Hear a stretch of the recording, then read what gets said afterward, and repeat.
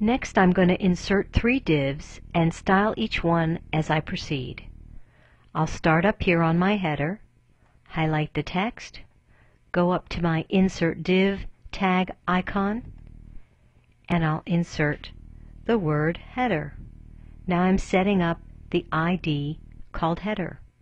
I'll click OK, and I can see that there is a bounding box around the header area, and in fact if I select it, I can see that it's the header, and in the lower left hand corner where my tag selectors are, I can also see that there's a div # header. Now I'm ready to style my header, so I'll go over to the Styles panel, I'll create a new rule, I'll make sure that I'm using the ID selector, and I'll type in the word header. I'll click OK. Now I can make any number of property settings, but for now all I want to do is put in my background color so I can actually see where that div is. I'm going to do the same thing with my main area. So I'll highlight this text, go up and insert a div, make sure that it's named properly. It's going to be called main.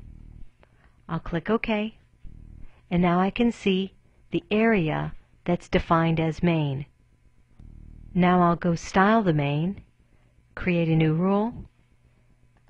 That's going to be an ID as well, and it's going to be called main.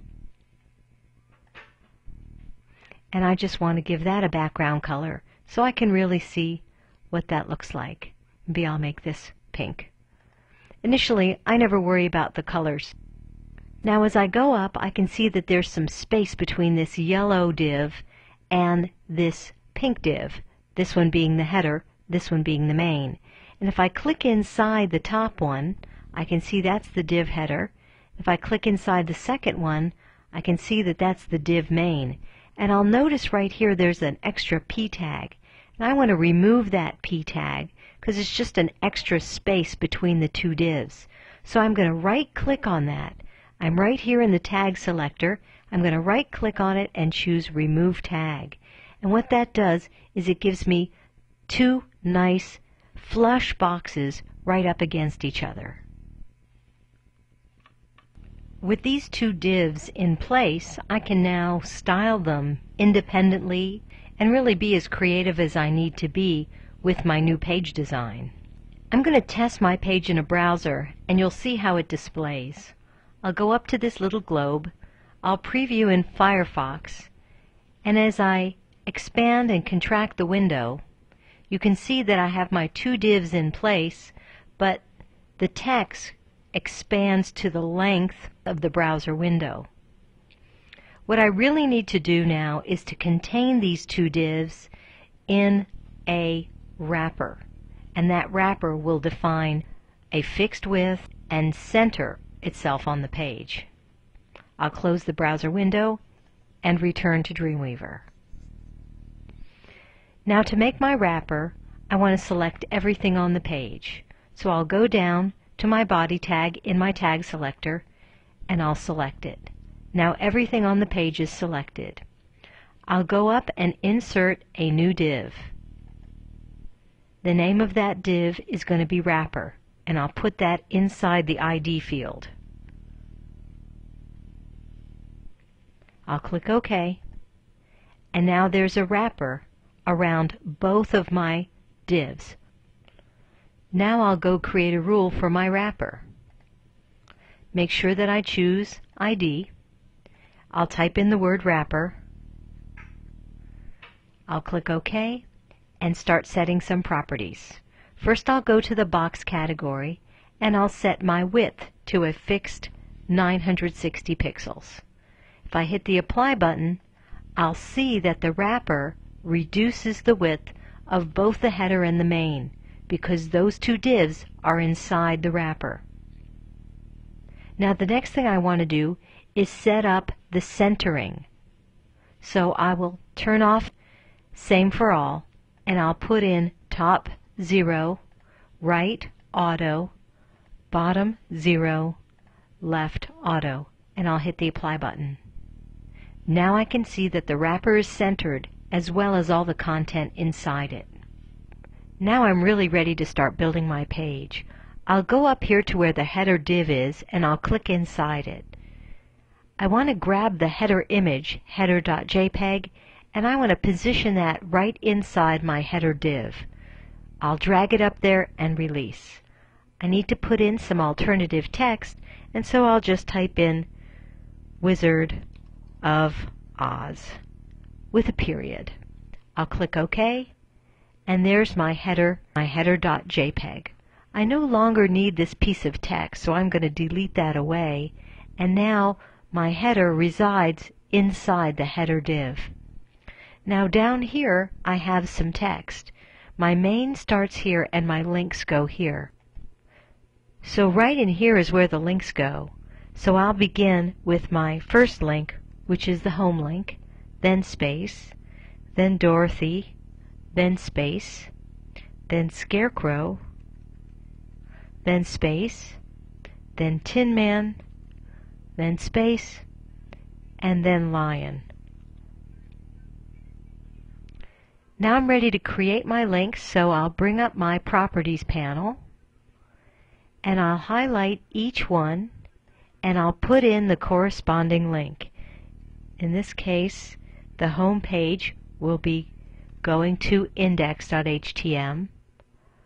Dorothy will go to dorothy.htm. Scarecrow will go to scarecrow.htm.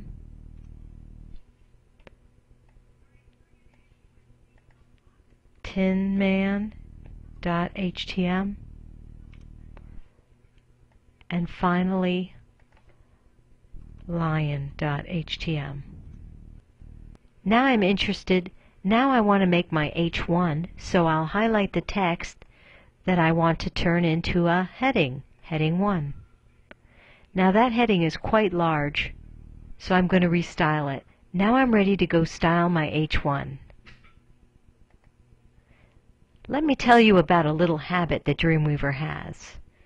There are times when it will allow you to style the H1, but give you a selector that displays the H1 that resides in the main, which resides in the wrapper. Well, this is a little overkill. We really don't need to be this specific with this selector. So what I'll do is I'll just go back to my regular tag selector and style my H1. And I'll click OK. And maybe I want that font size to be about 120%. And I'll give it a color. Any color for now. I'll just choose green. And I'll hit the apply button and see the results of my work. OK. At this point I can take away this bit of type that was useful at once but no longer necessary. So I'll hit the delete key. This kind of thing is typical. I'll notice if I click to the right side of my text that there's an additional P tag down here. So I'll delete that tag. And down here I can see chances are there's another P tag, and I'll delete that tag. And now everything is clean and flush. Right now my pink, which is my main, is looking pretty odd with that color, so I'm planning to change it right now. I'll change it to white, and that looks much better. Now as far as my background, maybe I want my blue background to be a little bolder, so I'll go to the body and give that a nicer blue color.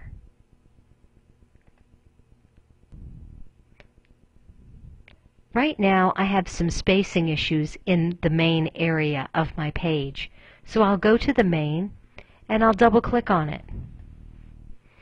I'll go to the box category and take a look at the padding properties.